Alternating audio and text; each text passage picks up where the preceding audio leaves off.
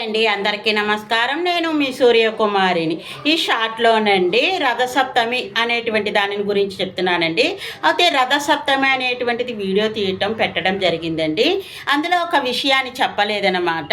అదేమిటంటే స్త్రీలు వ్రత కథల్లో ఉండేటువంటి నోములు, వ్రతాలు అనేటువంటిది ఉంటుంది కదండీ! కొంతమంది కథ చెప్పుకొని అక్షింతలు అవి వేసుకుంటూ ఉంటాము. ఆ నోములకి, వ్రతాలకి సంబంధించింది. అయితే అండి, ఈ స్త్రీల వ్రత కథల పుస్తకం అనేటువంటిది మనకి పూజా సామాగ్రిలో దొరుకుతుందనమాట అండి. మనము కొన్ని నోములు అవుతాయండి సంవత్సరం పొడవునా చేసి తర్వాత ఉద్యాపన చేయాలి. మరికొన్నింటికి ఆ రోజున కథ చదివేసుకుని అక్షింతలు వేసేసుకుని సంవత్సరం లోపల దాన్ని తీర్చేయచ్చు అనమాట.